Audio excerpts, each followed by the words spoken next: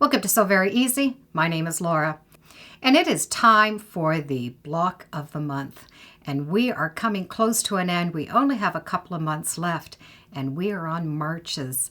Now, this is a free block of the month program from Quilting Confections called Shades of Gray. And, well, it does use the grays, blacks, with a nice hint of turquoise. So let's get started on this month's block. It's a very easy block, and it's a flying geese. Before I even cut out the fabric, I make sure it's very well pressed and starched. Matter of fact, I double starch it. I starch the front and I starch the back of the fabric before I even cut them out into the shapes. That helps keep bias seams from stretching. And to make the geese, you are going to need 4 of the blue and 4 of the gray at 3 inches by 5.5 inches. Then you will need the air or the cornerstones, and they're going to be 3-inch squares. So you will need 16 of them, 8 and 16. On the back of the 3-inch squares, you need to draw a diagonal line, and that's going to be a sewing guide. The first thing you're going to do is you're going to take one of the squares and place it in a corner, and it has to be very accurate in the corner. And instead of sewing directly on that line, I like to sew right beside the line, not into the center of it, but into this corner part. Do you see the orange stitching? It's right beside the line, not into the large piece of fabric, but going towards this corner. And when that line is stitched, you're going to be able to test to make sure that this block is on correctly by just taking the corner and folding it back onto itself. And just by giving it a bit of a finger press, you will be able to see if you have any fabric hanging over, because it should be exactly the size of the piece underneath. Now, if you have a little bit hanging out, that's not so bad. But if you have any hanging inside, the block is going to be too small. And that stitching line will actually take up a little bit of space. That's why I have you sew it on the other side of the drawing line. And now, just with a pair of scissors or a rotary cutter, you just need to cut off this end. And I don't worry about it being an exact 1/4 inch. As long as it's close enough, I find scissor cutting is really the easiest. And just press it with your fingers. Because of it being starched, it's going to be able to keep its shape, and just by finger pressing it, the fabric is going to stay on its own. The next we'll be doing the next corner. And the block is going to go on the same as it did this corner. But the line must be coming down because you want this point. So again, matching it up exact and sewing on this side of that line. You can test it by just taking this corner and folding it onto itself. And finger press it. So you should have no fabric hanging out on the front, and you should have no fabric hanging over the back. Just trim about a 1/4 inch, and then take the fabric and just with your hands press it. Now that should have remained the same at 3 inches by 5.5 inches. And you will have a 1/4 inch seam right here at the top.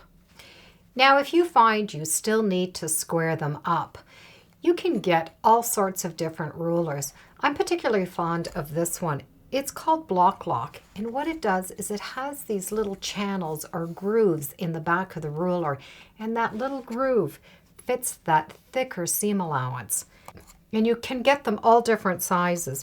And what will happen is when you slide that into the shape, the fabric sits right inside that groove, and you would be able to trim it down to the size that you need. So the birds are done. Now you need to start sewing the birds together. And you're going to sew them so the arrows are going in the same direction. You need to sew a blue onto a gray. And you will be able to use this side of the fabric and follow your stitching line. You'll be able to hit that 1/4 inch mark perfectly. So that when you open it up, you have not cut off your point. Your point is perfect.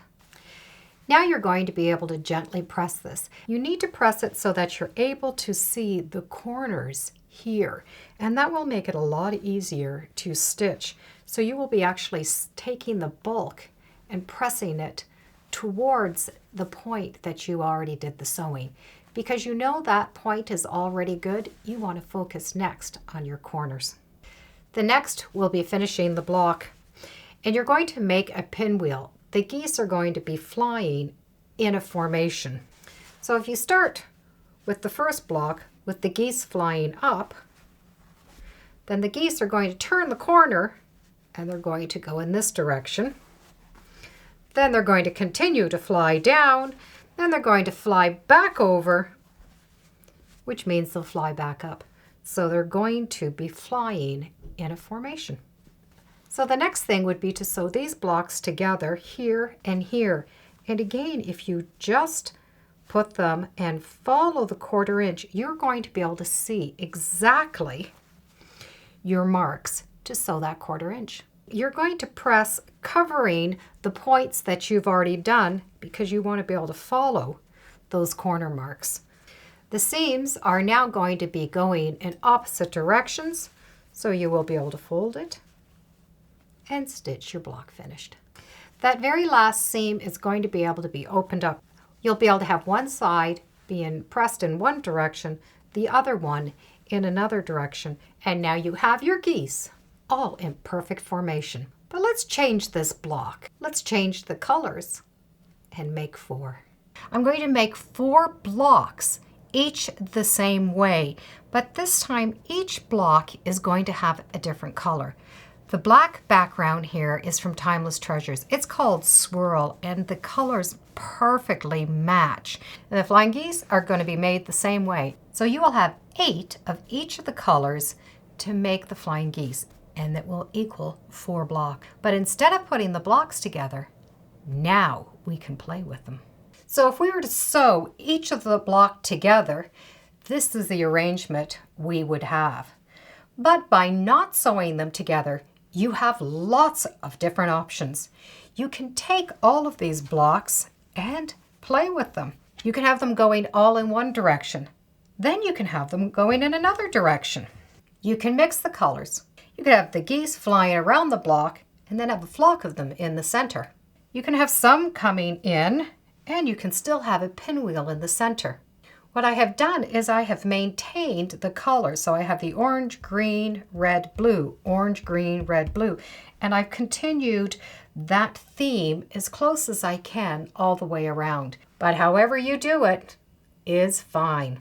Now, you can sew this in rows, or you can also sew it in 4 blocks and put it together, whatever you feel comfortable in sewing. Now, when it is together, you'll be able to see secondary patterns. We do have the pinwheels and the corners, but the blue really shows out as another star. And by adding a border, the same color as the background, it will make that background fabric appear as if it's all one piece of fabric, and that the colored squares are floating on top. So what you have are the geese flying in the air. So the Flying Geese block really just looks like a nice pinwheel, but there's so many different things you can do with the Flying Geese block, and you can go very colorful, and the geese don't need to always be flying in the same direction. Thank you for joining me today on Sew Very Easy. Feel free to subscribe, and as always, come on back. Let's see what we're sewing next time in the sewing room. Bye for now.